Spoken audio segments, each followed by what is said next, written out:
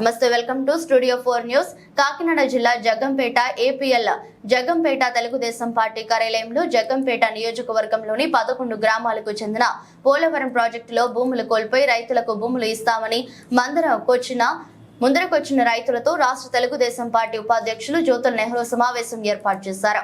ఈ సందర్భంగా రైతులు మాట్లాడుతూ పోలవరం ప్రాజెక్టు పనులు ప్రారంభించినప్పటి నుంచి మాకు న్యాయం చేస్తామని, ఇప్పటి వరకు న్యాయం చేయలేదని, ఈ 5 సంవత్సరాల్లో అయితే వైఎస్ఆర్ కాంగ్రెస్ పార్టీ కలెక్టర్లు, డిప్యూటీ కలెక్టర్తో రైతులతో రికార్డులు తెప్పించుకుని రైతులపై కేసు పెట్టి వేధించారని, 2013లో ప్యాకేజ్, 2017లో ప్యాకేజీ అంటూ 5 సంవత్సరాల్లో కూడా రైతులకు న్యాయం జరగలేదని జ్యోతుల నెహ్రూ వద్ద తమ సమస్యలను విన్నవించుకున్నారు. ఈ సందర్భంగా నెహ్రూ మాట్లాడుతూ, రేపు రాబోయే తెలుగుదేశం పార్టీని అధికారులు వచ్చిన వెంటనే మీ సమస్యలను పరిష్కరించి మీకు సరైన న్యాయం చేస్తామని జ్యోతుల నెహ్రూ హామీ ఇచ్చారు.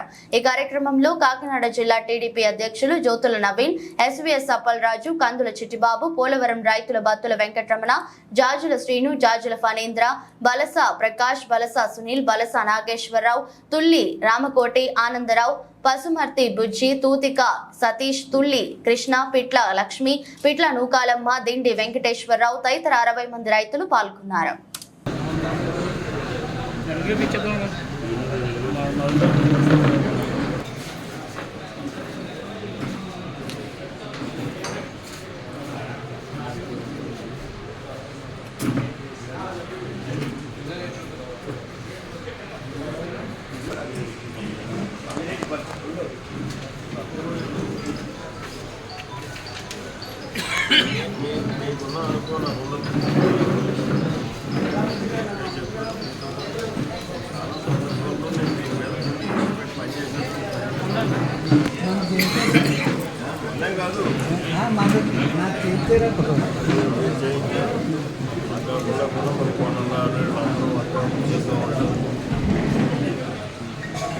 ముంబడి ఏరియా దీని మీద తర్వాత ఏజెన్సీ దీని మీద కూడా చాలా వచ్చాము. అయితే ఇప్పుడు దీనికి పరిష్కారం ఏ రకంగా జరుగుతుంది అన్నది మీ ఐడియా నాకు చెప్తే దాన్ని నేను ఫాలోఅప్ చేసుకుని చేయడానికి పరిష్కారం చేస్తాను.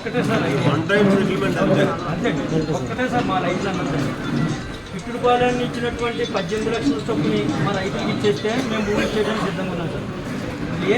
తెలుగుదేశం ఉపాధ్యక్షుడు ప్లస్ సీనియర్ మాకు నాయకులు కాబట్టి గతంలో 89లో జరిగినటువంటి ఒక కార్యక్రమం దాని మీద కొంచెం దృష్టి పెట్టండి సార్. అంటే నాన్ ట్రైబుల్లో ఉన్నటువంటి ట్రైబుల్ అంటే ఇది మా ఒక్కడ రైతులే కాదు సార్, మొత్తం ఎంటైర్ ఉమ్మడి రాష్ట్రంలో అయితే 9 జిల్లాలు ఉన్నాయి సార్. ఇప్పుడు 6 జిల్లాలు ఉన్నాయి సార్. ఖమ్మంలో కొంత భాగం ఉంది, కానీ శ్రీకాకుళం, విజయనగరం, విశాఖపట్నం, తూర్పు, పశ్చిమ గోదావరి, ఖమ్మం జిల్లాలో కొంత భాగంతో కలుపుకుంటూ ఇప్పుడు ఇంతమంది రైతులు ఉన్నారు సార్. వీళ్ళందరికీ కూడా మీరు మరో అభివృద్ధి చిత్రంలో జరిగిపోతుంది సార్. నేను ఎందుకంటే మా అందరూ కూడా నాకు కావాలి అంటే చాలా బాధ అవుతుంది సార్. ఎంత బాధపడుతున్నాం అంటే ఎందుకు కూర్చోబెట్టి దొంగలో చూస్తున్నారు సార్. నాకు ఒక కొత్త ఆఫీసర్ వస్తే భూమిలో కూడా మేము దొంగలం సార్. మీకు ఎక్కడి నుంచి వచ్చిందంటే కొంతమంది మేమంటే కొంచెం చెప్తున్నాం, మా పిల్లలు మా తర్వాత తరం వాళ్ళకి రిజిస్ట్రేషన్ భూమి కొనుక్కున్నాం కదా, వెళ్ళి రిజిస్ట్రేషన్ చేసుకుంటే రిజిస్ట్రేషన్ ఎందుకనే పరిస్థితిలో ఉన్నారు సార్ ఇప్పుడు జనరేషన్. మీరు చేయాల్సింది మాకు 18 లక్షలు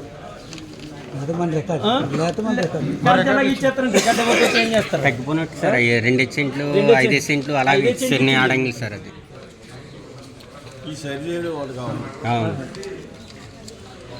సరి ఏముంది సరి చేయడానికి మన దగ్గర ఉన్న మనకి మెయిన్ ఇదే సార్. మీరు దృష్టి పెట్టాలని మాకు టికెట్ పాలని ఇచ్చిన 18 లక్షలు మా రైతులకి అలా ఇచ్చించేసి మొత్తం మా భూములు అందరూ ఇచ్చేయడం. 2013 యాక్ట్ ప్రకారం, ల్యాండ్ ఎక్విజిషన్ యాక్ట్ ప్రకారం ఎంత వస్తుంది మనకి? 750 అన్నారు సార్. 2013 ల్యాండ్ ఎక్విజిషన్ యాక్ట్ వేరు, మీరు 17 వేరు. 17,000 మన రాయుడి గారి అబ్బాయిలు అలా తీసుకుని దానికి మళ్ళీ కొత్తగా అమౌంట్ వేస్తున్నారు. కాబట్టి 250 కట్టి 3 రెట్లు ఇచ్చి 7,50,000 ఇచ్చారు కొత్త పిల్లోళ్ళు అందరూ. ఇప్పుడు కొన్ని వెస్ట్ గోదావరి 10,50 ఇచ్చారు. మనకి దీని మీద చర్చ బాగా చేసండి, తీసేద్దాం 170 యాక్ట్ అంటే మన గిరిజనులు కాపాడటం కోసం గిరిజనుల హక్కులు భంగం లేకుండా వాళ్ళ భూములు కొనుగోలు అమ్మకాలు లేకుండా గిరిజనేతల భూములు కొనుగోలు అమ్మకాలు జరిగే విధంగా ఈ జీవోని మనం సవరణ చేద్దాం అని చేయటం జరిగింది సార్. అంటే గిరిజన సంక్షేమం ఆ మండలంతో కూడా వాళ్ళ ఒపీనియన్ కూడా తీసుకుని చేశారు సార్. వాళ్ళకి ఇబ్బంది లేదు కదా సార్. ఇప్పుడు మా భూములు మేము అమ్ముకుంటాం, గిరిజనేతలకు అమ్ముకుంటాం అంతే. గిరిజనేతలు గిరిజన భూములు మేము కొనం, ఇబ్బంది లేదు, అలా కొనుక్కోవచ్చు, మరీ హ్యాపీ అండి. ఇంకోటి ఏంటంటే సార్, ఇక్కడున్న రైతులు అందరూ కూడా ఇక్కడున్న రైతులు ఏ ఒక్క రైతుకు సెటిల్మెంట్ పట్టి ఇచ్చిన తర్వాత కూడా ఒక్కసారి కూడా ఆన్లైన్లో ఎప్పుడు కూడా ఈ 1919 నుంచి కూడా ఒక్క గిరిజనుడు ఎంటర్ అవ్వలేదు సార్ మా రికార్డులో. అంటే మయ్యాన్ని వచ్చి ఇది కొత్తగా గిరిజనుడు కొన్నాడు అన్నది ఏం లేదు సార్. అప్పటి నుంచి వంశపారంపర్యంగా అది కూడా నేను చెప్పాను సార్. ఏమంటే ఏ సంవత్సరంలో ఒక్క గిరిజనుడు మా భూముల్లో ఎంటర్ అయి ఉంటే మీరు గిరిజనుల భూమి అనండి, అది ఆ కార్యక్రమం కూడా లేదు సార్. ఒక ఏడుగురికి జడ్జిమెంట్ ఇచ్చారు సార్. ఎవరో స్పెషల్ డిప్యూటీ కలెక్టర్ రంపచోడవరం వారు మా జడ్జిమెంట్ ఫేవర్గా జడ్జిమెంట్ ఇచ్చినట్టు నెట్ ఎంత ఒక రైతుకి 7 ఎకరాలు ఉందనుకో సార్, ఒక 2 ఎకరాలు ఇదే ఇతనికి 2 ఎకరాల 64 సెంట్లు భూమి ఉంది సార్. అక్కడ ఆన్లైన్లో 32 సెంట్లు చూపిస్తున్నారు సార్. అంటే జడ్జిమెంట్ ఫేవర్గా ఇచ్చినట్టుగా ఉంది. ఉన్న భూమి గవర్నమెంట్ అంటే టెక్నికల్ డ్రామా చూడటం మొత్తం ఆన్లైన్లో చూపించేస్తారు సార్. ఈ 5 ఎకరాల 5 సెంట్లు ఉంటాయండి, 12 సెంట్లు చూపుతున్నారు సార్. ఉన్నది ప్రభుత్వం అన్నమాట. 3 ఎకరాలకు 37 సెంట్లు చూపుతున్నారు. 3 ఎకరాలకు 37 సెంట్లు. అంటే మాకు ఇచ్చిన జడ్జిమెంట్లో కొంతమంది రైతులు ఈ జడ్జిమెంట్లు ఇచ్చేసాం కదా అన్నారు. ఆన్లైన్లోకి వచ్చి చూస్తే 12 సెంట్లు, 5 ఎకరాలు ఉన్న కూడా 6 ఎకరాలు. అది అదేండి నేనేది ఏం లేదు సార్. మీరు ఒక్కటే సింగిల్ లాజిక్ సార్.